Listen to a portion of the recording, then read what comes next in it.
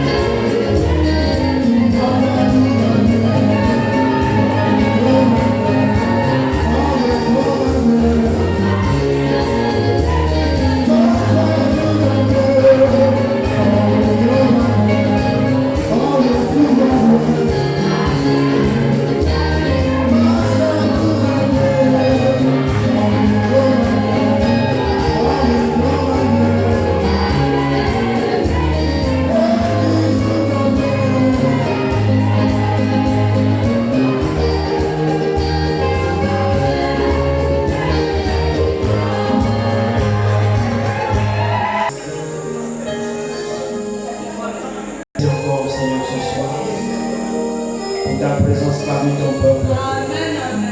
Merci de nous avoir agréés.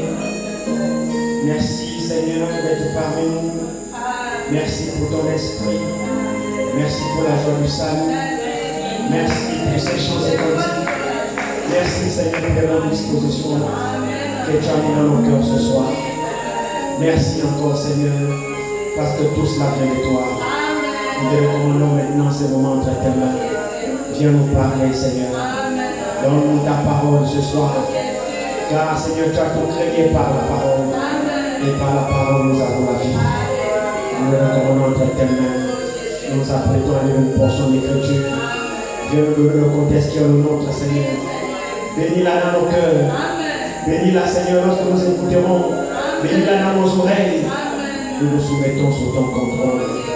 Et te le demandons, Père, dans le nom de Jésus-Christ. Amen.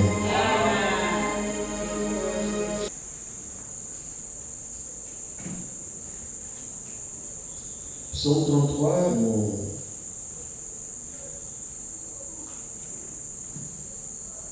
nous commençons à partir du verset 4. Nous sommes 33, à partir du verset 4, nous lisons la parole du Seigneur. Car la parole de l'Éternel est droite, et toutes ses œuvres s'accomplissent avec fidélité. Il aime la justice et la droiture. La bonté de l'Éternel remplit la terre. Les cieux ont été faits par la parole de l'Éternel, et toute leur armée par le souffle de sa bouche. Il amoncelle en état les eaux de la mer. Il met dans les réservoirs les abîmes. Que toute la terre craigne l'Éternel. Que tous les habitants du monde tremblent devant lui. Car il dit et la chose arrive. Il ordonne et elle existe. L'Éternel renverse les desseins des hommes. Il anéantit les projets des peuples. Les desseins de l'Éternel subsistent à toujours. Et les projets de son cœur de génération en génération. Heureuse la nation dont l'Éternel est Dieu. Heureux le peuple qu'il choisit pour son héritage. Amen. Que le Seigneur bénisse encore sa parole. On va s'asseoir.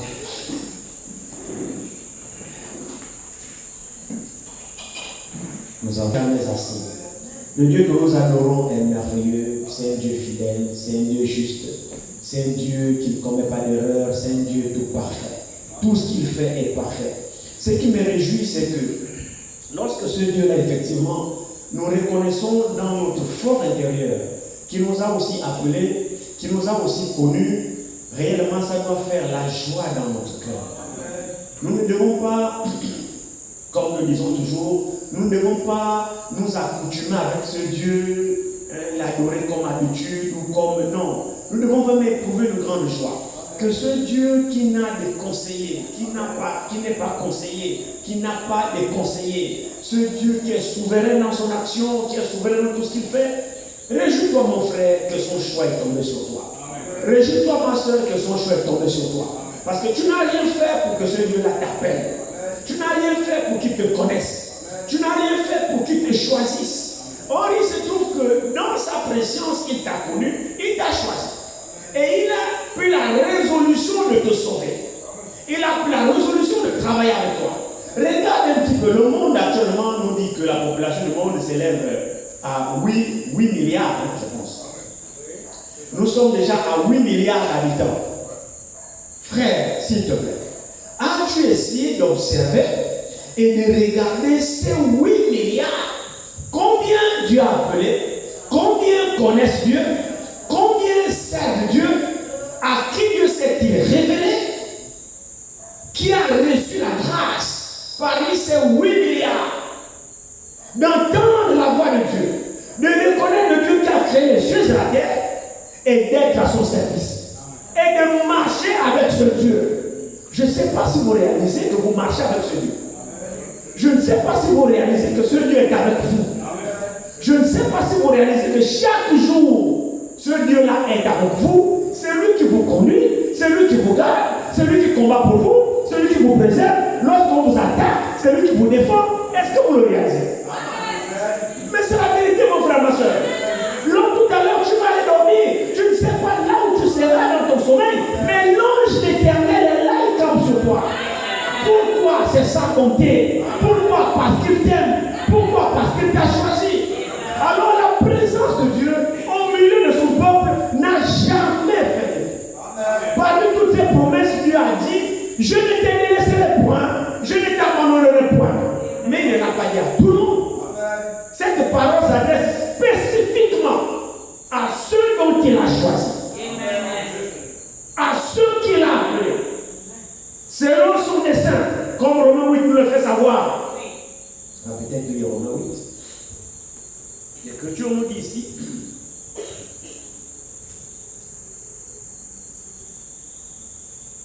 Romains 8, verset 28. L'Écriture dit ici. Nous savons le reste, que toute chose concourt au bien de ceux qui aiment Dieu, de ceux qui sont appelés selon son dessein. Donc, toute chose ne concourt pas au bien de ceux qui n'aiment pas Dieu. Non. Ceux qui n'aiment pas Dieu, toute chose ne concourt pas en leur faveur. Ceux qui n'ont pas été appelés selon ses desseins, tout ce qui leur arrive ne concourt pas en leur faveur. Mais l'Écriture dit ici, toutes choses, sans exception, concourent au bien de ceux qui aiment Dieu, de ceux que Dieu a appelés selon son dessein. Regardez un peu le peuple d'Israël. C'est un peuple béni. C'est un peuple privilégié. Dieu a choisi Abraham. D'Abraham est né Isaac. D'Isaac est né Jacob. De Jacob est né les 12 patriarches. Des 12 patriarches est née la nation israélite que nous voyons aujourd'hui. C'est le choix de Dieu. Vous voyez le psaume que nous avons lu, regardez très bien ici. L'Écriture dit à partir du verset 12, le psaume 33, il dit heureuse, c'est une bénédiction. Heureuse la nation dont l'Éternel est Dieu. Et ensuite, le verset continue, mais heureux le peuple qu'il choisit pour son héritage. Il n'y a pas beaucoup d'amen. C'est comme si vous ne réalisez pas la profondeur de ces paroles. Premièrement, heureuse la nation dont l'Éternel est Dieu. Donc Israël est heureux. Parce que c'est la nation dont l'Éternel est Dieu. Donc la nation qui choisit l'Éternel comme Dieu, la Bible dit que cette nation est heureuse. Et ensuite il dit, heureux le peuple qu'il choisit pour son héritage. Est-ce qu'il vous a choisi? Mais vous êtes heureux. Tout le monde n'est pas vrai. Mais le peuple que Dieu a choisi comme son héritage, ce peuple-là est heureux. Rien ne peut arriver à ce peuple si Dieu ne permet pas. Je ne parle pas de tous les peuples. Est-ce que les 8 milliards d'habitants, Dieu les a tous choisis pour être son héritage? Parmi les 8 milliards, il y a des choisis, mon frère, ma soeur. Et tu en fais partie de ces choisis-là. Je veux que tu réalises ça.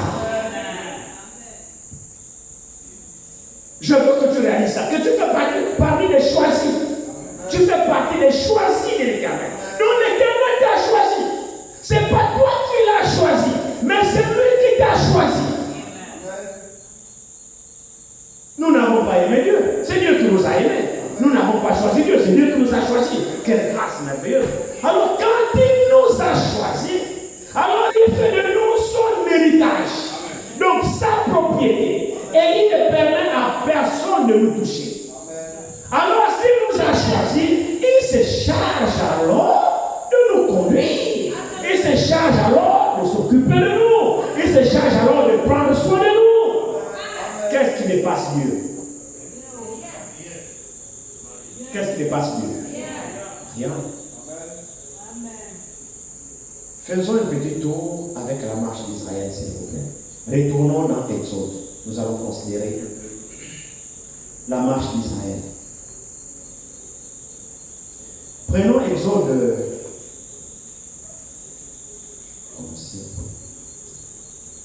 Prenons Exode.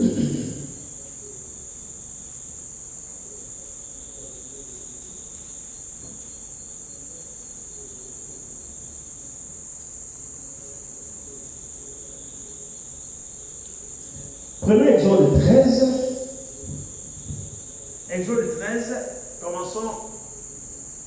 Vous pouvez lire à partir d'Exode 12, 13, 14, 15 jusqu'à 16 sur la maison. Premier Exode 13, commençons au verset 17. Regardez ici. Lorsque Pharaon laissa aller le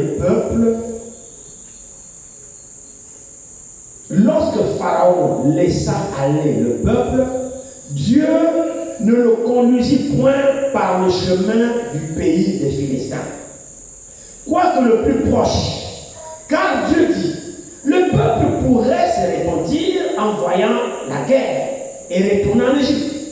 Mais Dieu fit faire au peuple un détour par le chemin du désert, vers la mer Rouge. Les enfants d'Israël montèrent en armes hors du pays d'Égypte. Moïse prit avec lui les os de Joseph, car Joseph avait fait jurer les fils d'Israël en disant, Dieu vous visitera et vous ferez monter avec vous mes os loin d'ici. Ça c'est vraiment la foi. Ils partirent de Sukkot et ils campèrent à Étam, à l'extrémité du désert. L'Éternel alla devant eux, écoutez s'il vous plaît. L'Éternel alla devant eux le jour dans une colonne de nuée pour les guider dans leur chemin, et la nuit dans une colonne de feu pour les éclairer afin qu'ils marchassent jour et nuit. Donc il n'y a pas d'arrêt. Afin qu'ils marchassent jour et nuit. La colonne de nuée ne se retirait point de devant le peuple pendant le jour, ni la colonne de feu pendant la nuit. Amen. C'est ce qui nous typifie quoi? La colonne de nuée et la colonne de feu, c'est Dieu lui-même dans le camp. Alors ici, la Bible dit que la colonne de nuée pendant le jour et la colonne de feu pendant la nuit étaient devant le peuple pour les conduire jour et nuit. Or, la colonne de nuit, la colonne de nuit, la colonne de feu symbolise la présence continue de Dieu au milieu du peuple qu'il a choisi. Ceci, c'est la vie des frères, s'il vous plaît, votre attention. Quand Dieu choisit un peuple, il en fait sa propriété personnelle. Et Dieu ne l'abandonnera jamais. Souvent, nous pensons que lorsque nous traversons des moments difficiles, Dieu nous a abandonnés ou Dieu n'est plus là. Mais nous commettons une grave erreur. Une grave erreur. Des fois, nous prions. Nous avons un tas de sujets sur le bureau de Dieu. Nous voulons ceci, nous voulons cela. Nous prions, nous jeûnons, nous nous consacrons. Il n'y a pas de suite.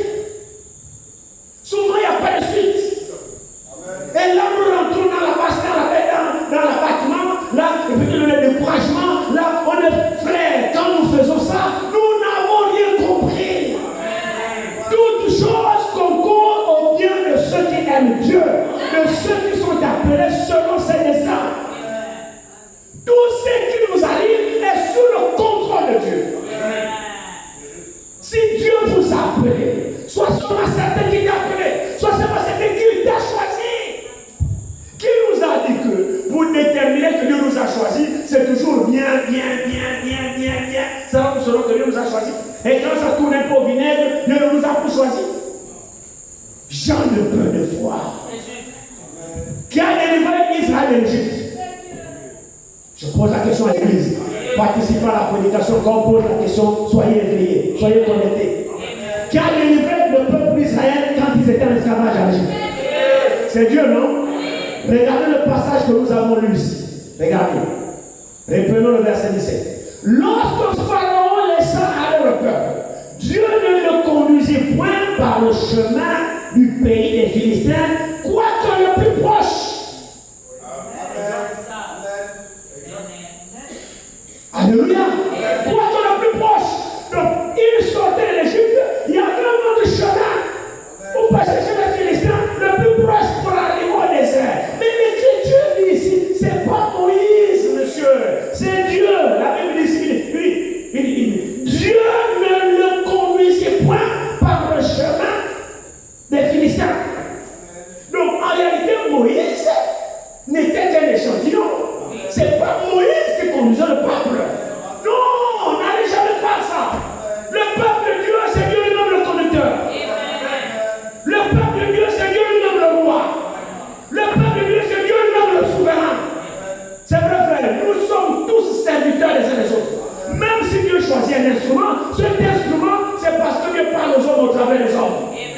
c'est tout. Mais le patron, c'est Dieu lui-même. Le chemin, ce n'était pas le chemin de Moïse. Non, le chemin, ce n'est pas le chemin d'Aaron. Non, parce que l'affaire là, ce n'était pas l'affaire de Moïse. Ce n'était même pas l'affaire d'Aaron. C'était l'affaire de Dieu lui-même. Quand Dieu appelait Abraham, Moïse n'était pas là.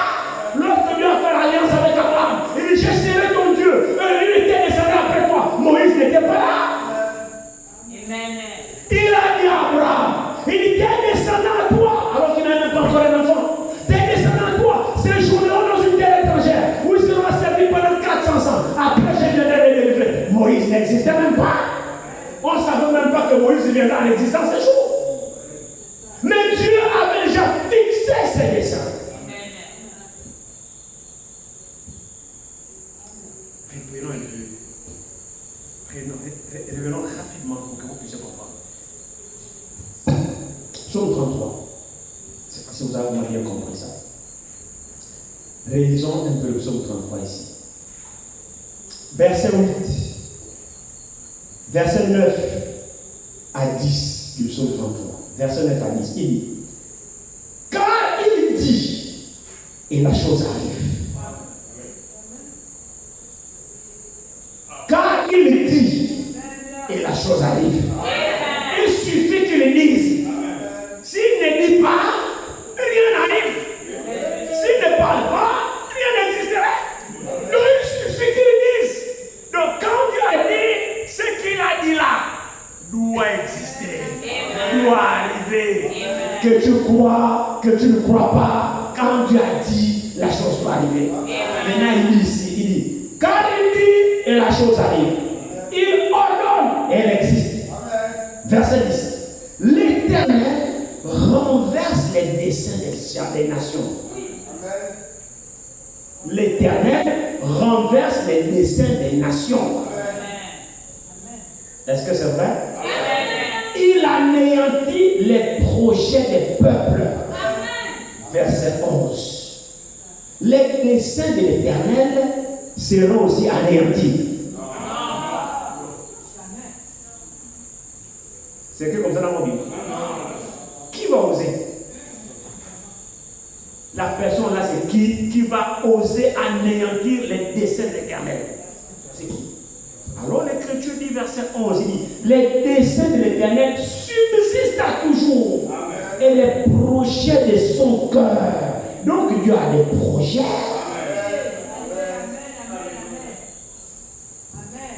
Les desseins de l'Éternel subsisteront toujours. Et les projets de son cœur de génération en génération. Amen.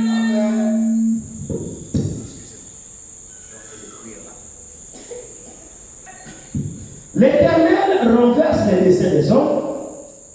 Il anéantit les projets des peuples. Les desseins de l'Éternel subsistent à toujours. Et les projets de son cœur de génération en génération.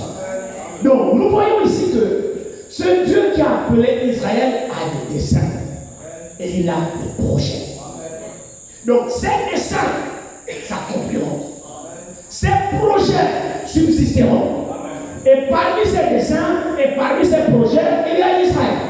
Donc, nous voyons ici alors que les desseins qu'ils étaient formés en Abraham ont suscité à Abraham une postérité et que pour travers d'Abraham, effectivement, il se révélera aux nations. C'était son dessein. On ne peut pas obscurcir, j'y arrive, les desseins de Dieu. Aucun homme ne peut obscurcir les desseins de Dieu, mon frère, ma soeur. Quand Dieu a arrêté un projet, ce projet verra le jour. Alors Israël était le projet de Dieu. Israël était dans le dessein de Dieu. Maintenant lui-même rentre en scène pour exécuter ses desseins. Exécuter ses projets. Alors il choisit un instrument qui est Moïse. Moïse n'a pas mis son propre programme dans le programme de Dieu. Moïse n'a même pas injecté sa pensée dans la pensée de Dieu. Moïse se tenait simplement là. C'est que Moïse disait au peuple, il le recevait de Dieu. Et c'est ça les vrais serviteurs de Dieu.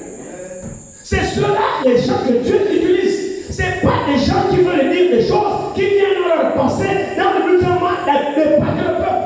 Non. Des gens comme ça ne sont pas des serviteurs de Dieu. Ce ne sont pas des hommes de Dieu. C'est lui que Dieu envoie. Ne dit que ce que Dieu a dit. Tant que Dieu n'a rien dit, c'était. Pourquoi voulons-nous changer la voix? De toutes les façons, nos paroles ne s'accompliront jamais. C'est ce que Dieu a dit qui s'accomplira. Alors Moïse avait dit ici que le chemin effectivement le plus proche, c'était le chemin des Philistins.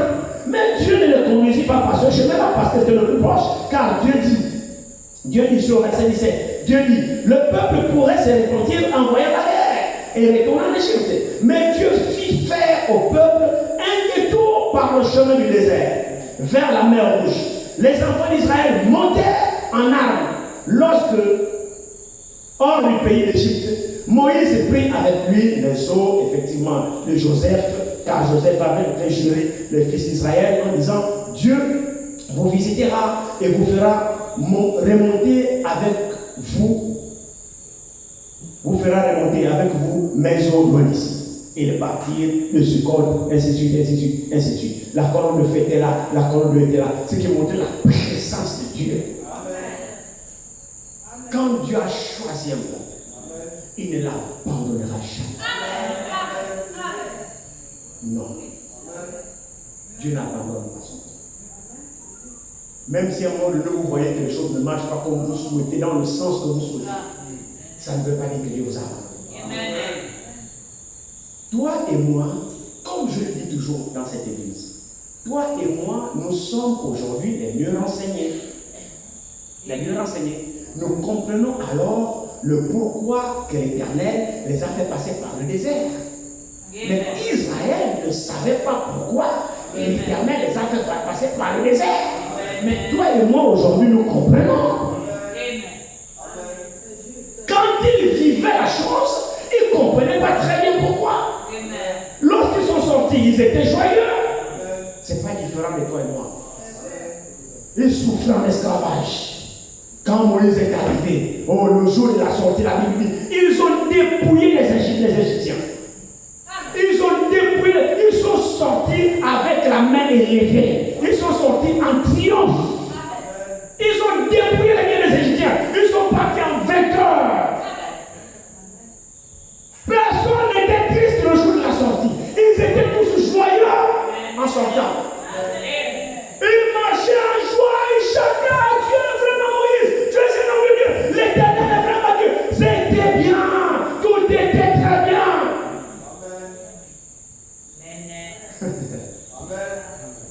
Quand nous croyons là aussi, c'est bien. Hein?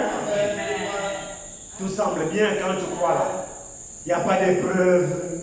Hein? Tu as le goût des frères. On t'aide un peu là. Hein?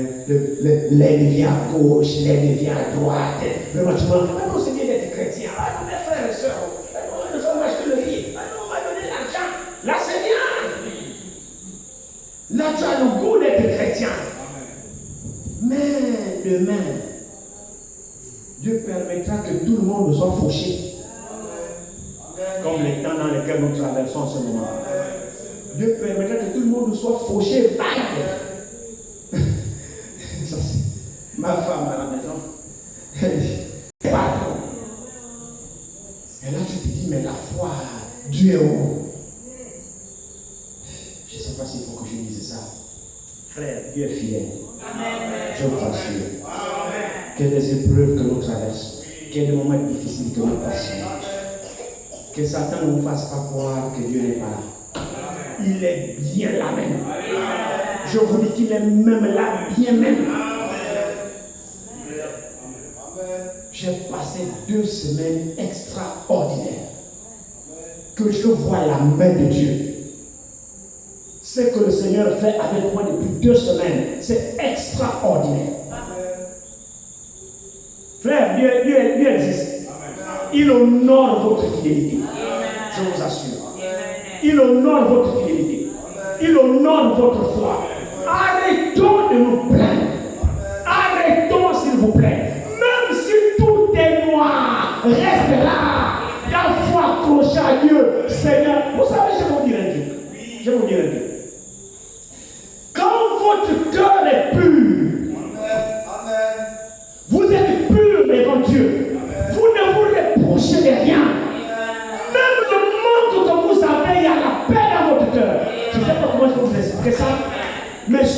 est en ordre avec Dieu pour comprendre ce que je dis. Le manque même que vous avez ne vous impacte pas. Il y a comme une sorte d'assurance à l'intérieur de vous. Pourtant, vous n'avez rien. Mais il y a quelque chose qui vous rassure que c'est bon, ça va aller. Le Dieu pourvoira. Ça fait que vous ne vous plaignez pas. Non, vous êtes tranquille. S'il y en a, c'est bon. S'il n'y a pas, Dieu se charge d'apaiser ton cœur. Il y a une paix là-bas qui surpasse toute intelligence. C'est vrai, frère. La paix que Dieu donne ne dépend pas des millions que tu as. Tu peux avoir les millions, mais ne pas avoir la paix du cœur. La vraie paix, c'est Dieu qui la donne. Elle n'est pas conditionnée par les biens matériels. Non, c'est Dieu qui dépose cette paix dans ton âme là-bas. Frère, même si tu n'as rien à manger, tu as un sentiment de satisfaction à l'intérieur de toi. Parce que tu sais que Dieu est avec toi. Je ne sais pas si vous comprenez ce que je dis. Je suis sûr que vous comprenez. Dieu ne vous a jamais abandonné. Dieu n'a jamais abandonné son peuple. Reste là. Ne bouge pas. Dieu voulait déployer sa puissance à Israël. Nous aujourd'hui, mon frère, ma soeur, si Dieu ne t'amène pas comme nous avons écouté ici à Gethsemane, à Golgotha, à Gethsemane, tu vas témoigner de la puissance de Dieu sur quelle base? Dis-moi. Mais le Dieu là sera seulement le Dieu des autres. Comme nous aujourd'hui dans le message, nous sommes devenus des branhamistes. Le Dieu seulement le Dieu de Branham. Ah, le Dieu de Branham travaille de sécurité. Mais le Dieu là n'a pas seulement travaillé avec Branham. Le Dieu de Branham est aussi ton Dieu. Branham a cru et Dieu a manifesté sa puissance dans Branham. Toi aussi, frère, chacun de nous doit avoir son témoignage. Notre foi doit être basée dans la puissance de Dieu. Alors, si Dieu ne te fait pas traverser par une situation où lui-même manifeste sa puissance, comment tu sauras que Dieu est tout puissant? En fait, tu dis que Dieu est tout puissant seulement des bouches, mais tu n'auras toi-même aucun témoignage. Qui de nous ici peut sortir une action que Dieu a manifestée dans sa vie, qui peut dire que non, là, c'est la toute puissance de Dieu qui agit? Chacun de nous doit voir ce témoignage. Tu dois expérimenter Dieu dans sa puissance. Ce n'est pas seulement écrit, mais la vie du croyant est remplie de témoignages. Pas des témoignages d'avant. Non! La colonne de Dieu est présente tous les jours. La colonne de Dieu est présente tous les jours. Ça veut dire la présence continue du Seigneur non-stop avec son peuple. Alors si Dieu est présent, il agit toujours. C'est pas que mon Dieu a d'abord agi, après il a arrêté d'agir, et puis on a agi plus. Non. Dieu agit toujours. Parce qu'il est toujours présent. Alors s'il est toujours présent, nos témoignages doivent toujours être renouvelés. C'est-à-dire on doit toujours expérimenter Dieu tous les jours. Et la vie d'un croyant, c'est la vie remplie de témoignages de la puissance de Dieu dans sa vie. Ce n'est pas les vieux témoignages depuis que Dieu t'a fait là. Mais maintenant, ce Dieu-là, c'est fini, il ne fait plus. Il est où Dieu là? Frère, ça, c'est pas le Dieu là. La Bible dit ici que, la Bible dit, regardez, l'Éternel, verset 21, l'Éternel allait devant eux le jour, dans la colonne de nuit, pour les guider dans leur chemin. Toi qui te guides dans ton chemin. C'est-à-dire, tous les jours de ta vie, c'est Dieu qui doit te conduire. C'est pas que Dieu m'a conduit aujourd'hui. Bon, la semaine là, c'est maintenant moi-même qui me conduit d'abord. Après le mois prochain, Dieu va revenir me conduire. Non. Regardez ici. Prenons Psaume 95. Prenons le Psaume 95.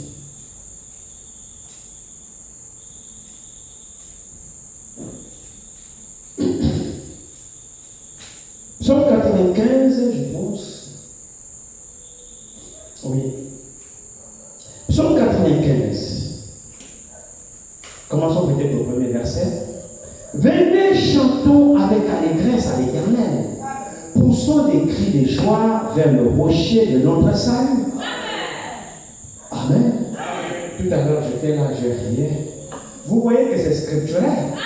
Deux fois, vous pensez que le frère vous embête. Quand mon frère dit, le frère, poussez les cris de joie à l'église, poussez les cris de joie. Mais c'est écrit ici. C'est écrit, poussez les cris de joie. Pourquoi vous pensez qu'on vous embête? Un peu mieux pousser les cris de joie. Quand le frère est connu, les frères criaient, les soeurs criaient, pousser les cris de joie. Bon, comment dit mon frère, nous sommes toujours être dans notre zone de confort. Frère, devant Dieu, nous sommes des adorateurs. Frère comme soeur, peu importe qui tu es, nous devons adorer Dieu. Tout le monde doit pousser les cris de joie devant Dieu. Il n'y a personne qui soit grand devant Dieu. Personne. Le grand parmi nous, c'est Dieu seul. Voyez, il dit, venez, chantons avec allégresse à l'Éternel. Poussons des cris de joie vers le rocher de notre salut. Allons au devant de lui avec le louange, pas avec la tristesse, pas avec le deuil. Allons au devant de lui avec des louanges, parce que nous savons que c'est un grand Dieu. Il dit ici, il dit, faisons retentir les cantiques en son honneur, car l'Éternel est un grand Dieu. Il est grand. Il est un grand roi au-dessus de tous les dieux. Il tient dans sa main les profondeurs de la terre, et les sommets des montagnes sont à lui. La mer est à lui, et c'est lui qui l'a faite. La terre aussi, ses mains l'ont formée. Venez, prosternons-nous et humilions-nous. Fléchissons les genoux devant l'Éternel, notre Créateur. Car il est notre Dieu. Et nous sommes le peuple dont il est le berger. Alléluia. Est-ce qu'il est notre berger? Est-ce que nous sommes ce peuple-là? Non, pour ma part, je veux que nous soyons mon berger, frère. C'est-à-dire le berger, c'est celui qui me nourrit. Il connaît de quoi je suis fait et il se charge de me conduire dans des verts pâturages. C'est ça le rôle du berger. Il dit ici, il dit, verset 7, car il est notre Dieu et nous sommes son peuple, nous sommes le peuple dont il est le berger. Maintenant écoutez, le troupeau que sa main conduit. C'est ce que nous voulons être. Et c'est ce que nous devons être.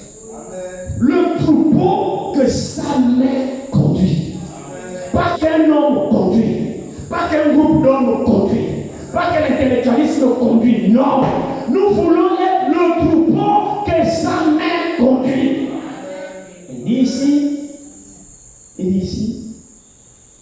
Le troupeau que sa main conduit. Oh, si vous pouviez écouter aujourd'hui sa voix, n'endurcissez pas votre cœur, comme à Mériba, comme à la journée de Massa dans le désert, où vos pères m'étentèrent, m'éprouvèrent, quoi qu'ils aient vu mes œuvres. Pendant 40 ans, juste cette race en dégoût. Et j'ai dit, c'est un peuple dont le cœur est égaré. Ils ne connaissent pas mes voies. Aussi, je jurais dans ma colère, ils n'entreront pas dans mon repos. Mais regardez, pourquoi Dieu les a fait sortir de l'Égypte? C'est pour les faire entrer dans la terre promise. L'objectif de Dieu, ce n'était pas de les détruire. Non. C'était de les faire entrer dans un pays qui coulait le lait et le miel. En fait, c'était pour le bien d'Israël. Pour le bien d'Israël. Alors, il a fait tous ces miracles-là devant le peuple.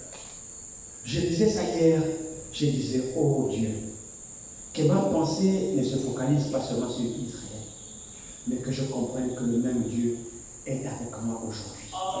Et il fait les mêmes choses. Amen. Lisez ce que je vous ai donné là. Exode 12, 13, 14, 15 jusqu'à 16 jours. Vous allez comprendre. Vous allez voir comment Dieu a combattu pour Israël dans le désert. Les miracles extraordinaires qu'il a déployés dans le désert à Israël. Quand ils avaient soif, le rocher était là.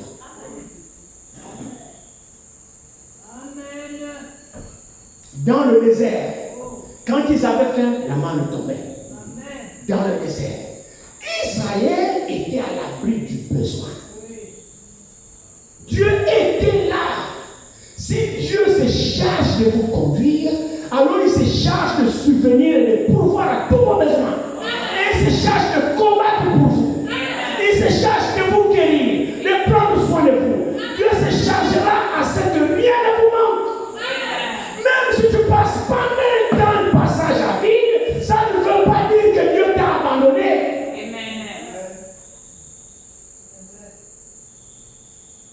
Dieu est avec toi.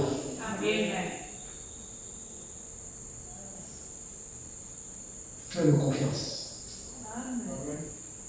Accroche-toi à sa parole. Alors il a amené le peuple dans le chemin du désert pour déployer à Israël sa toute puissance.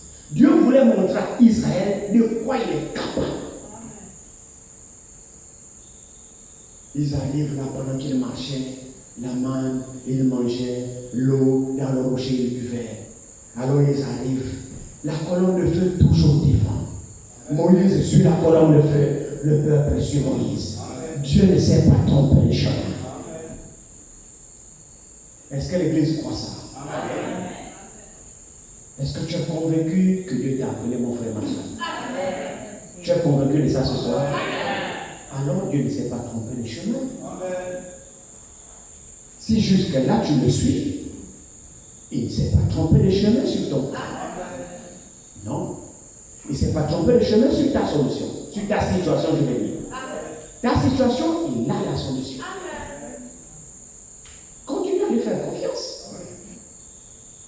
Sois ferme dans la foi. Rien ne dépasse Dieu. Dieu n'est pas surmonté par des événements. Le peuple qu'il a choisi, Dieu lui-même se charge de le conduire jusqu'à destination. Ça, c'est la responsabilité de Dieu. Vous savez, à un moment donné, je suis là à la maison. Je suis là quand le diable travaille. Ça dit qu'il ne travaille pas. Je vous mentirais ici si je vous dis que le diable ne travaille pas. Il travaille. Il attaque. Je vous mentirais si je vous dis que le diable ne m'attaque pas. Je vous mentirais. Il m'attaque et bien même. Bien. Et même d'ailleurs plus que vous. Je sais de quoi je parle.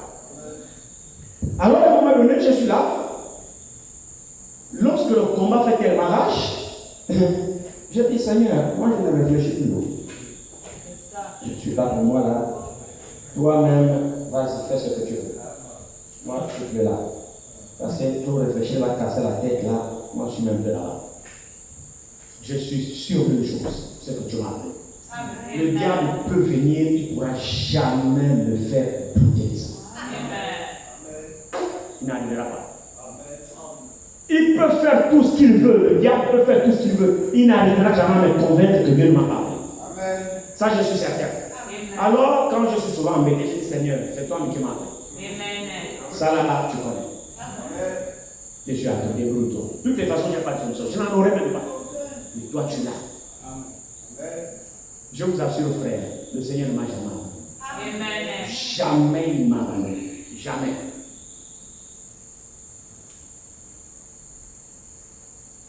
Quand Dieu se charge, quand Dieu vous a appelé, Dieu vous a choisi. Vous êtes le choix de Dieu. Dieu s'occupe de vous. Dans le moindre détail, les combats ne vous appartiennent pas. C'est lui qui va combattre pour toi. Tout ce que tu endureras, dépose tous ces soucis sur cette. Je vais quand même vous dire quelque chose ici. Je souhaiterais vraiment partager ça avec vous. Supportez-moi un peu, s'il vous plaît. Lui aussi. Amen. Bien sûr que c'est le même Dieu. Amen. Regardez. C'est une histoire que le frère raconte. Il dit un roi avait un serviteur masculin qui, en toutes circonstances, lui disait toujours mon roi, ne te décourage pas, car Dieu ne fait jamais d'erreur. Un jour, ils sont partis chasser et un animal sauvage a attaqué le roi. Le serviteur a réussi à tuer l'animal, mais n'a pas pu empêcher Sa Majesté de perdre un doigt. Furieux et sans montrer de gratitude, le roi a dit si Dieu était bon, je n'aurais pas été attaqué et perdu un doigt. Le serviteur répondit, malgré toutes ces choses, je ne peux que vous dire que Dieu est bon. Et tout ce qu'il fait est parfait.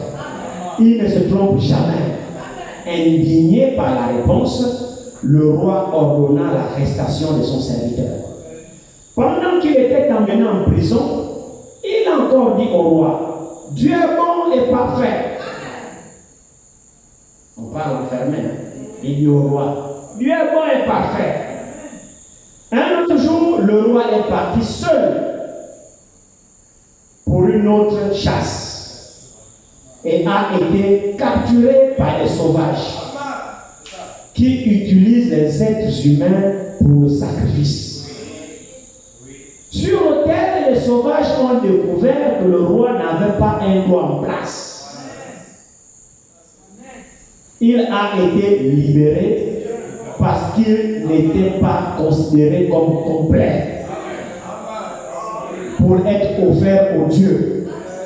À son retour au palais, il ordonna la libération de son serviteur et dit, mon ami, Dieu était vraiment bon avec moi. J'ai failli être tué, mais faute d'un seul doigt, j'ai été relâché. Mais j'ai une question. Si Dieu était si bon, pourquoi m'a-t-il permis de vous mettre en prison? Son serviteur répondit, mon roi, si je n'avais pas été mis en prison, je serais parti avec toi et j'aurais été sacrifié parce que je n'ai pas de doigts manquants.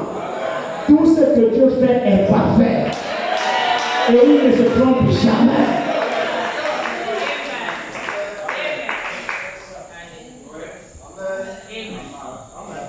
N'est pas une histoire édifiante? Donc souvent ce qui nous arrive, on ne comprend pas. Mais Dieu est au courant. Dieu est au courant. Ne nous plaignons pas. La seule chose que nous avons à faire, c'est que notre vie tous les jours soit en ordre, en phase avec les Écritures. Le reste là, c'est lui qui dirige. Est-ce que l'église me croit?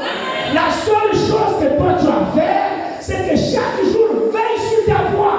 Est-ce que je suis en ordre? Est-ce que j'ai réparé? Est-ce que je suis à la parole de Dieu? Est-ce que je suis bon? Est-ce que Dieu me regarde? Est-ce que arrange ce que toi tu peux arranger. Le reste là, c'est pas toi. Il dit, souciez-vous de ma parole, car moi je prends soin de vous. Une fois tu sais que tu fais de ton mieux, même en rampant, en obéissant, ne te plains pas du reste. Le reste, ce sont des détails. Et les détails, c'est lui qui les maîtrise. Parce que c'est lui qui te conduit sur ce chemin-là. Le chemin par lequel Dieu nous conduit, ce n'est pas le chemin que nous choisissons nous-mêmes. Aucun de nous ne choisit le chemin. Mais si nous avons fait le choix de choisir mieux quand Dieu nous a choisis, abandonnons-nous entre ses mains. Dieu n'a jamais demandé à l'un de ses fils ou à l'une de ses filles de se conduire eux-mêmes. À partir du moment où Dieu t'a appelé, mon frère, ta marche, c'est lui, c'est son problème. Donne-lui ta vie. Laisse Dieu te conduire. Est-ce qu'elle conduit encore aujourd'hui? Est-ce que la même colonne de feu est encore présente aujourd'hui? Est-ce que la colonne de nuit est encore présente aujourd'hui? Mais c'est celui, Jésus-Christ est le même, hier, aujourd'hui et pour toujours. Il n'a jamais changé. Il ne t'a jamais abandonné. Il n'a jamais abandonné son église, ni son peuple. Jamais de la vie. Par contre, c'est toujours nous qui sommes enclins à abandonner quand survient l'épreuve. C'est toujours nous qui sommes enclins à l'abandonner quand quelque chose ne va pas. Des lamentations, des plaintes, des ceci, des cela. Frère Mélanie, les plaintes quotidiennes gâchent notre expérience spirituelle. Un chrétien ne se plaint pas. Un chrétien ne se plaint pas. Plains-toi de ta vie. Est-ce que ta vie est en ordre face aux Écritures? Voici ton combat de tous les jours. au travail, les élèves, pour ceux qui sont dans les élèves à l'école, comment est-ce que tu marches? Choisissez vos amis. Les mauvaises compagnies corrompent les bonnes mœurs. Choisissez vos amis. Si on ne peut pas choisir le collègue de classe, si on ne peut pas choisir le voisin avec lequel on s'assoit sur la même table de banc, mais on peut choisir ses amis.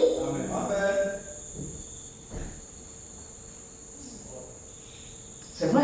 Veillons sur notre propre marche. Veillons sur notre vie. Quant à notre conduite, Dieu se charge. Amen. Quand chacun veut se conduire lui-même là, c'est là où Dieu te laisse dire, bon, vas-y. C'est ça. Mais quand toi tu dis, Seigneur, conduis-moi. Comme souvent nous avons l'habitude de faire, je me souviens l'avoir dit ici, Dieu n'exauce pas toutes vos prières. N'allez pas croire à ça. Dieu n'exauce pas toutes vos prières. Amen. Dieu exauce à la prière qui va selon sa volonté. Vous pouvez demander des choses. C'est vrai que l'écriture dit demander l'on vous donnera. On prend ça toujours cru brut comme ça. Cherchez, vous trouverez, demandez, vous donnerez. Tu demandes le fusil, tu demandes la lance, tu demandes le couteau. Pourquoi faire? C'est vrai, demander on vous donnera, mais il ne donnera que ce qui va avec sa volonté. C'est comme un enfant. C'est votre enfant. Vous êtes là pour conduire votre enfant, d'élever votre enfant. Un petit enfant à peine inconscient te demande la machette est tranchante. Parce que l'enfant t'a demandé la machette et tu vas lui donner la machette. Non. Non. Pourtant, c'est ton enfant. Il dit, papa, donne la machette. Demandons, on vous donnera. Papa, donne la machette. Il va me situer le futur. Papa, dit, demandons, on vous donnera. La machette. Non. Si tu moi tes versets, je te donne pas la machette. Parce que tu cites les versets, je ne te donne pas. C'est comme ça que nous sommes aussi des enfants de Dieu. Il y a des choses selon le degré de notre foi que Dieu peut nous donner, et il y a des choses selon le degré de notre foi que Dieu ne peut pas nous donner. Nous sommes aussi ses enfants. Dieu sait ce qu'il faut nous donner au moment opportun. C'est pourquoi dans la foi, il y a la patience.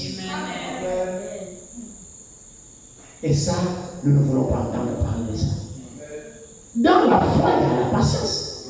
Des fois, la chose est bonne. Dieu regarde et dit non, ce n'est pas le moment de t'accorder ça. Tu ne sauras pas faire bon usage. Regardez un peu. L'or et l'argent appartiennent à Dieu, non? Hein? Les hommes de Dieu étaient riches, des milliardaires. Qui vous a dit que les hommes de Dieu étaient pauvres? Abraham, c'était millionnaire. Jacques, Jacob, Isaac, David. Ce n'étaient pas des pauvres. Salomon n'en parle même pas. Est-ce que c'est vrai? Mais Dieu donne selon la proportion de ta foi. La chose que Dieu fait premièrement, d'abord, c'est de te sauver. Tu es son enfant. Tant que tu n'as pas encore le salut, il ne peut pas te donner certaines choses.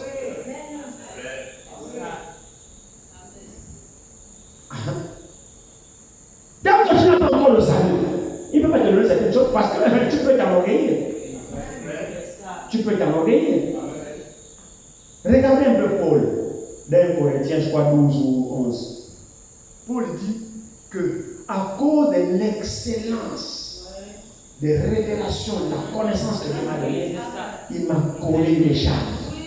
Il dit un ange de Satan pour me souffler. Il dit à ce sujet, 3 fois j'ai prié le Seigneur. Paul, sur cette situation-là, 3 fois j'ai prié le Seigneur. Le Seigneur a dit ma grâce te suffit. Ça là, je ne me lève pas.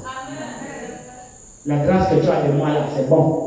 En d'autres termes, ce que je t'ai déjà donné là, c'est ça là, ma volonté sur toi, c'est bon. Ce que tu demandes là, je ne te donne pas ça. Il est souverain. Et ça, c'était pour le bien de Paul. Et comme Paul était prophète, il a compris la révélation. Il dit, ah, si Dieu me laisse avec tout, mais je suis même plus que les apôtres.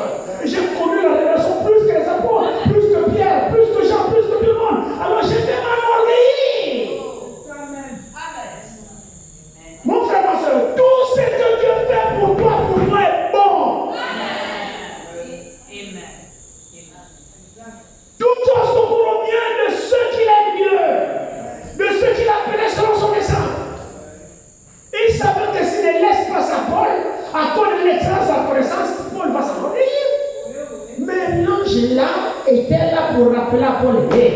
tu es poussière. Quand ça souffre, ça pique là, tu es poussière. Ça lui permet de s'humilier. Parce qu'il devient gonflé. Il dit, j'ai travaillé plus que tous. Non pas moi, mais la grâce de Dieu sur moi. Je connais un homme qui est allé jusqu'au 3e ciel. L'homme là, c'est qui? C'est lui. Il a entendu les paroles qu'aucun homme n'a jamais entendues. L'homme là, c'est qui? C'est lui. Il dit, mais il m'a tellement donné qu'à cause de cette connaissance-là, je risque de m'enorgueillir. Comme Dieu n'a pas envie de me perdre, il m'a collé un démon. Pour me permettre toujours de m'abaisser, de me rappeler toujours que j'ai tout reçu par grâce. C'est la grâce qui a fait de toi cette chose, c'est la grâce. N'oublie pas que tu reviens, tu n'es nulle part. Réjouissons-nous de ce que Dieu a fait de nous son peuple et qu'il nous conduit selon sa volonté. Dieu connaît la route par laquelle il nous conduit. Dieu ne se trompe pas de chemin. Toi, aie la foi. Fais-lui confiance. Abandonne-toi en ses mains. Arrête de te plaindre. Ne rétrograde pas. Ne perds pas la foi. Ce qui est arrivé à Israël nous sert à comprendre. Dieu les conduisait. Dieu avait un plan. Il avait un projet. Il avait un but qu'il poursuivait avec Israël. Et le chemin qu'Israël passait, mon frère, ma soeur, le chemin là, c'était la colonne de feu et la colonne de nuée qui précédait, qui était devant, et Moïse suivait. Il n'était pas question d'aller à gauche, d'aller à droite, parce que Dieu connaissait le sentier. Le sentier là était tracé. Donc le peuple ne faisait que suivre Moïse, et Moïse suivait Dieu devant. Mais c'est la même marche que toi et moi nous avons. Suivons le Saint-Esprit. Suivons Dieu. Arrêtons de suivre nos passions. Arrêtons de suivre nos pensées. Suivons Dieu. Écoutons sa voix. C'est le même Dieu qui a le chemin tracé par lequel toi et moi nous devons marcher. Et cette voie est appelée la voie de la sainteté. C'est par cette voie-là que nous sommes purifiés et sanctifiés. Dieu te conduit, Dieu te conduit. Dieu ne nous a jamais abandonnés. Dieu n'a jamais abandonné son église. À un moment donné, c'est triste. Vous voyez, à un moment donné, dans l'église, les gens se réveillent. Vous sentez que bon, là, ils ont un peu la foi, il y a le zèle. Après, à un moment donné, l'église est vide. Les gens sont froids. Il n'y a plus rien. Vous êtes là. Oh Seigneur, je dis, ouais, c'est dur, hein. J'ai pensé, j'ai dit, bien, écoutez un peu. Ne prenez pas ça mal, hein. Imaginez-vous que nous, vos conducteurs, on marche aussi comme ça.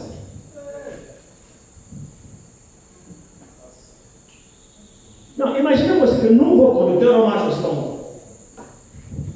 Voilà le frère Julie, il est là. Il quitte le boulot, le bureau, prend des mains à il est chez lui tranquille. Frère, non, j'ai trop de boulot, là, frère. Là, je suis cassé. Et pourtant, il est bien fatigué. Frère Julie, il tape une semaine là, tranquille. Après, il a pareil, il a la chair, il gronde là, il prêche fort, il transpire. Après une semaine de sèche. Après moi aussi j'apparais, je disparais. Remarquez-vous seulement cette scène-là. Attendez, on a aussi des âmes comme vous. Nous sommes aussi des âmes, non? On n'est pas en béton, en fer. On a aussi fait des chairs et des sangs. Les mêmes palabres là, on a aussi ça. La même, le même frère. N'allez pas croire qu'on n'a pas de problème. Je pense souvent à mon frère qui n'est pas là. Il disait toujours que, frère, nous que vous voyez là, tu le vois en costume, cravate, là, bien frais, voiture, pas diplomatique, quand tu ouvres, climatisé. Tu vois, le frère n'a pas de problème. Hein. Il descend là, tout seul, l'église, costume, tu arrives dans la maison, splitté, tout ça. Quand tu regardes là, tu te dis, ah non, le frère est bien, si j'étais comme le frère est bien. Frères et sœurs, chacun de nous a son paquet de problèmes. Oh, n'allez pas croire ça. Chacun de nous a son paquet de palabres. N'enviez jamais les autres. Et le frère disait toujours, dit frère, si je te raconte mes problèmes, tu vas dire non, pour moi la même c'est mieux. Pour moi la même c'est mieux. Frère, reste là, je préfère garder ma portion là, c'est mieux. Oh? Donc ne pensez pas que vous là, c'est en haut là-bas. Nous autres là, si je vous étale pour moi là, vous allez dire que non frère, c'est bon. Pour moi la même, non, je n'ai rien. Mais pas déçus tout cela, nous sommes plus que vainqueurs. Par celui qui nous a appelés, Jésus-Christ. Alléluia. Je voudrais rassurer l'église ce soir. Je vais vous libérer. Que Dieu ne nous a jamais abandonnés. C'est un message d'assurance. Que de la même manière que Dieu a choisi Israël, la même manière il t'a choisi. Je veux que tu sois certain de ça ce soir. Ce n'est pas un homme qui t'a appelé. Ce n'est pas une église qui t'a appelé. C'est Dieu qui t'a appelé. Tu ne crois pas parce que non. Tu crois parce que tu es convaincu par le Saint-Esprit. Alors c'est lui qui t'a choisi. Amen. Alors nous sommes 15 000. Le peuple dont il conduit. Le peuple que sa main conduit. C'est lui qui te conduit. C'est lui qui nous conduit. Et moi je crois que dans cette assemblée ici, c'est le Seigneur Jésus-Christ qui nous conduit. Je le crois de tout mon cœur. Vous savez, l'homme a une fâcheuse habitude de tout oublier. L'homme oublie vite. C'est ça l'homme. L'homme oublie vite. Est-ce que vous croyez que c'est Dieu qui nous a amenés derrière le monde? Le peuple là, il est où? Ce peuple là, il est où? Vous oubliez trop vite. Vous avez oublié que c'est Dieu qui vous a ramené derrière le monde. Combien le croient? Mais c'est pour montrer que c'est son œuvre à lui. Et c'est lui qui conduit jusque-là, c'est lui. Pourquoi vous vous inquiétez? Demeurez ferme. Dieu ne se trompe pas de route. Dieu n'abandonne pas son œuvre. Quand Dieu vous a choisi, il vous a choisi. Dieu ne se trompe jamais dans son choix. Jamais, mon frère. Si Dieu vous a choisi, c'est parce qu'il vous connaît. C'est parce qu'il vous aime. Il a une œuvre à faire avec vous. Dieu va accomplir cette descente avec vous. Dieu vous a choisi pour en faire son héritage. Vous êtes son héritage. N'écoutez pas le diable. Ne vous faites pas distraire par l'ennemi. Dieu est fidèle dans cette alliance. Mais c'est l'homme qui brise sa part d'alliance. Mais ce n'est pas Dieu. C'est l'homme qui n'est pas fidèle. Mais Dieu il est fidèle. Et il est même plus loin. L'Écriture dit, même si vous êtes infidèle, lui, il demeure toujours fidèle. Parce qu'il ne peut se réduire même. Notre Dieu, il est fidèle. Est-ce que vous croyez à sa fidélité? Vous le croyez vraiment? Est-ce que vous croyez que c'est lui qui nous conduit? Vous le croyez vraiment? Alléluia. Vous croyez qu'il est avec nous? Vous croyez qu'il ne nous a pas abandonnés? L'œuvre qu'il a commencée, je vous le dis avec certitude, le Seigneur manifestera sa gloire parmi nous ici. Parce que le Seigneur nous a créés ici. Je le crois de tout mon cœur. Vous savez ce qui me fait la force, ce sont les promesses du Seigneur. Quand le diable vient m'accabler, il vient m'accabler, le Saint-Esprit vient, il me ramène ses promesses. Et là je dis, arrière de moi Satan. Je lui place ça sous ses yeux. Je dis, et ça, et ça, et ça, et ça. Et cette écriture qui s'accomplit. Et ça, cette écriture qui s'accomplit. Et tout d'un coup, je suis de nouveau fortifié et je vais de l'avant. Il attaque tout le monde. Et il attaque principalement le peuple de Dieu. Et c'est même ça qui doit vous montrer que Dieu est avec vous. son peuple à lui. Il travaillait contre son plan. Dieu n'attaque pas ceux qui sont à lui. Mais pardon, le diable n'attaque pas ceux qui sont à lui. Non. Mais le diable attaque le peuple de Dieu. Le diable attaque le peuple de Dieu. Pour quel but? Pour les décourager. Quel était l'objectif du diable au travers des pharaons? C'est faire renier le peuple de leur Dieu. A-t-il réussi? Il a embarqué le parti. Mais les desseins de Dieu subsistent toujours. Ceux qui se sont laissés attraper par Satan, se sont laissés attraper. Mais les desseins de Dieu subsistent toujours au travers de ceux qui ont la foi. À peine ils sortent, ils voient la puissance de Dieu. À peine l'épreuve vient. Ah, Moïse, on t'a dit comment? Lisez surtout l'histoire de la mer Rouge. L'affaire là m'a beaucoup dépassé hier. Pendant que je méditais, j'étais assis sur mon logis. Ah, ça c'est moi. Je ne voyais pas Israël, je me voyais moi. Toute cette marche-là, ils arrivent devant la mer Rouge. C'est Dieu qui conduisait. Ils arrivent là devant la mer Rouge. Obstacle.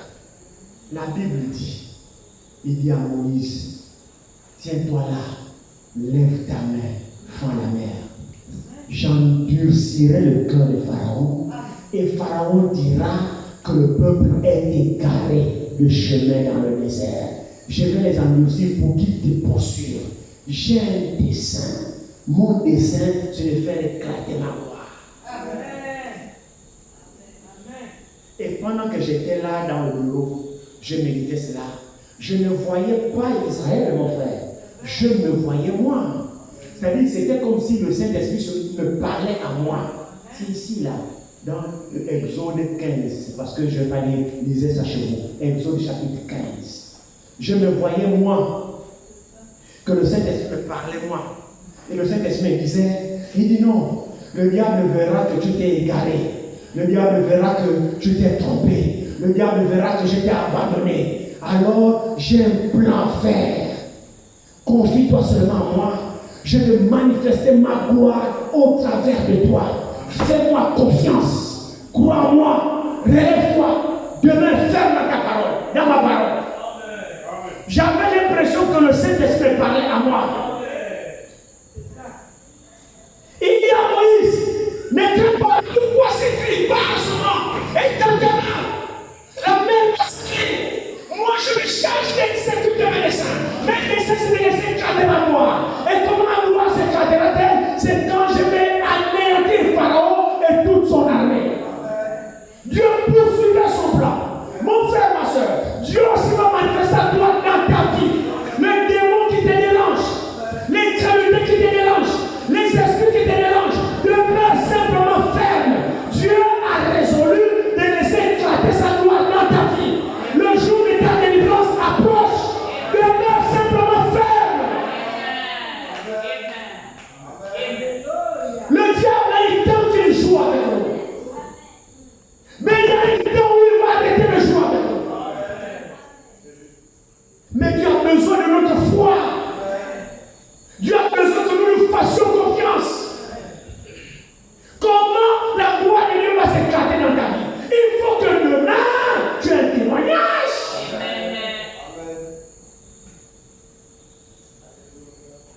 Oh frère, j'étais comme ça. Il y avait quel esprit qui me dérangeait, mon frère? Oh non, Dieu est puissant. Dieu est bon.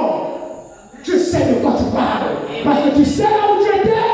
Et tu sais là où Dieu t'a déjà amené. Cela sert à la gloire de Dieu. La Bible dit, Pharaon est venu avec toute son armée. La Bible dit, tous ses cavaliers, tous ses chars, sans exception, sans exception. Dieu a mis dans le cœur là, il a endurci son cœur. Ils sont arrivés, le peuple regarde, Pharaon arrive, il commence à se lamenter. Quel est ton Pharaon ce soir? lequel tu te lamentes, tu te plains là. Le nom de ton pharaon, c'est qui? Que Dieu, que tu crois, ne peut pas nous manifester sa gloire aussi. Le nom de ton pharaon, c'est qui? Que Dieu ne peut pas l'achever, couper sa tête. Chacun de moi a son pharaon. Ah Moïse, n'est-ce pas ce que nous te disions quand nous étions là-bas, que laisse-nous Dieu pour nous comme mère ici? Il n'y avait pas de sépulcre en Égypte. Que de venir mourir ici dans le désert, on t'a bien dit laisse-nous. Les menteurs, pourquoi vous êtes sortis avec la joie? Vous avez dit laisse-nous quand il y a des preuves, maintenant on réunit, on commande des accusations. Ah, c'est toi! Non, laissez les accusations. Laissez les accusations. Prends ta part des responsabilités, assume. Pourquoi tu veux rejeter le torse sur l'autre? Il ne faut pas faire ça. Il voulait rejeter le torse sur moi. Oh, Moïse, c'est quoi ça? Non. Moïse a attrapé qui? Vous avez marché avec vos pieds. Moïse a attrapé qui? Moïse a attrapé qui? Assumez vos responsabilités. Toujours quand ça ne va pas, on rejette. On cherche la petite bête sur l'autre. Non. Prends ta part de responsabilité.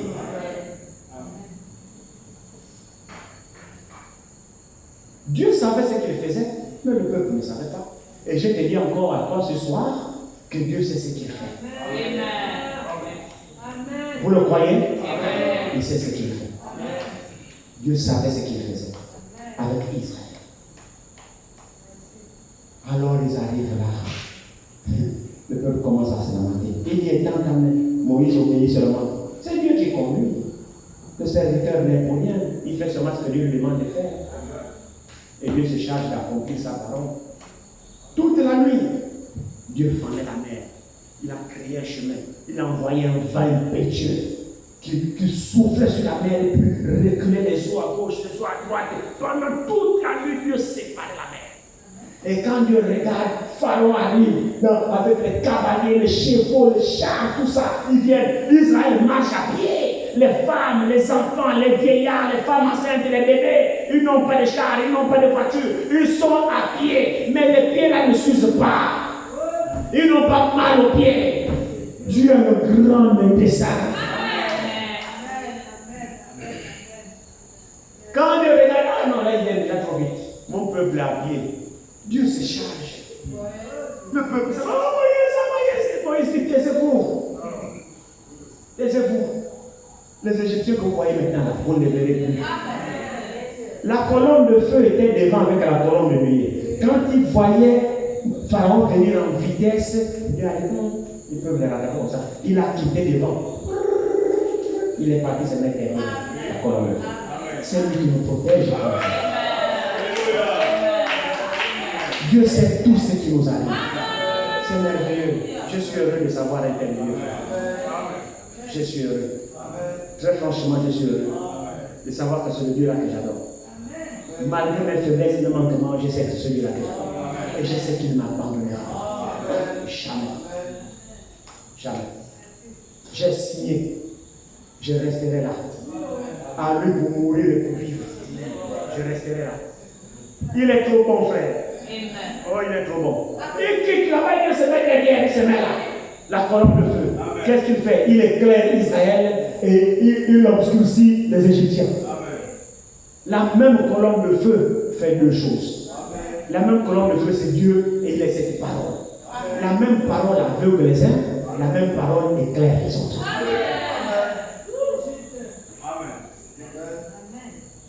Il aveugle ceux qui sont prédestinés pour la mort et il éclaire ceux qui sont prédestinés pour la vie. Est-ce que la parole se révèle à vous? Est-ce qu'elle vous éclaire pour que vous marchez sur le sentier? La parole de Dieu est une lumière sur mon sentier. Une lampe qui m'éclaire sur mon chemin. Elle éclaire les élus et elle obscurcit ceux qui sont prédestinés à la mort. C'est ce que la colonne de feu a fait et c'est ce que le même Dieu fait ce soir. Aujourd'hui, ce Dieu fait en sorte que vous voyez clairement, vous croyez au moyen de la lumière de la révélation de la parole, pendant qu'il y en a qui croupissent dans les ténèbres, mais ils envoient la même parole. Double effet.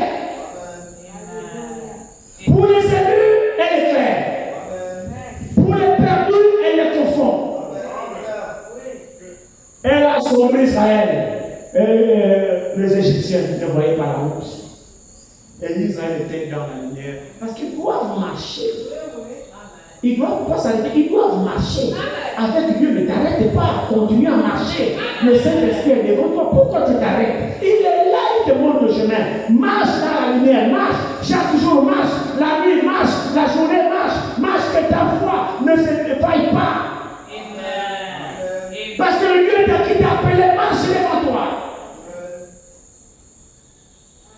Enfin, vous savez ce qu'il a fait? Non seulement il les a noircis, le noir qui ne voyait même pas la route.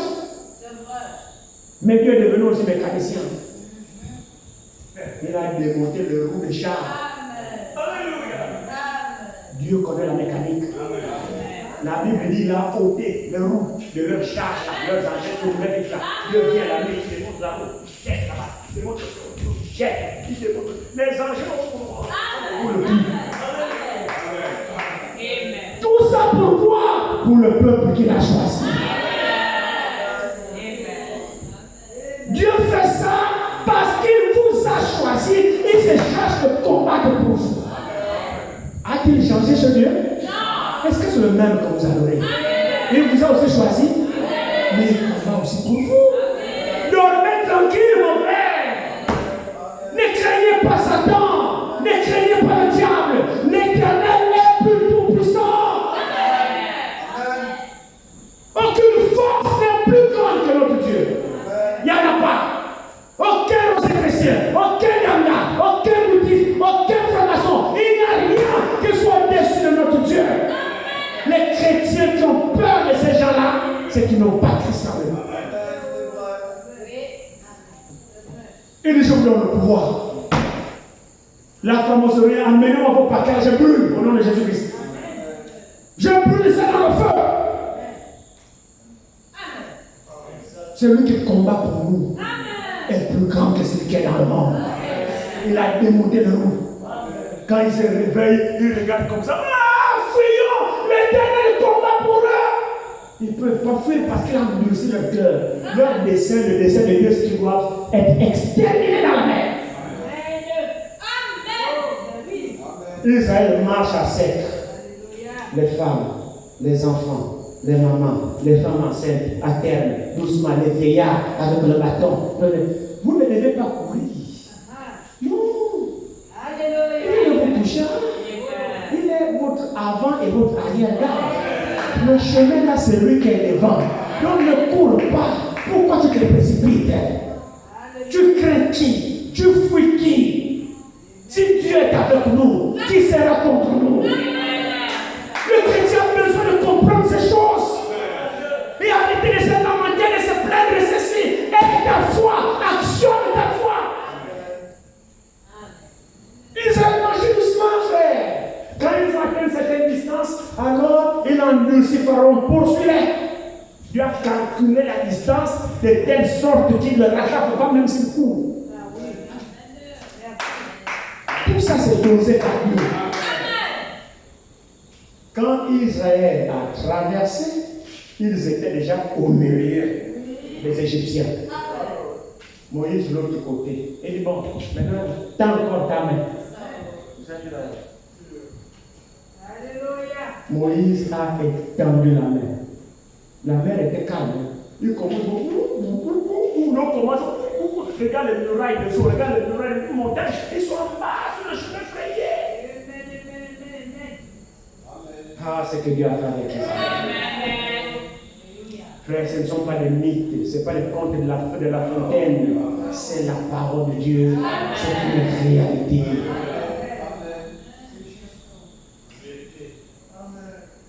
Ça les a tous engloutis. Ils sont tous morts.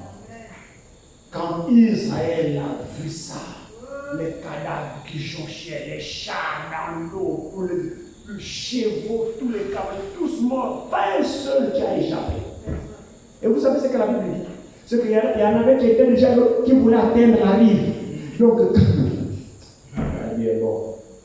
quand Moïse a étendu la main et que Dieu a ramené les eaux, la Bible dit l'Éternel les a fait précipiter pour qu'ils retournent au milieu de la mer. Donc, dans les fuites, Dieu les dirigeait pour qu'ils s'aillent au mieux, pas pour sortir, non. Dieu contrôle tout. Il met vos ennemis en débandade. Est-ce que c'est le Dieu que toi tu adores? Mais il est le Seigneur Jésus-Christ. Fais-le confiance. Heureuse la nation dont l'Éternel est Dieu. Heureux le peuple qu'il choisit. Amen. Il nous a choisis ici. Je demande à l'Église de croire à ça. Il nous a aussi choisis. Et il se charge de nous conduire. Vous le croyez? Que Dieu vous bénisse.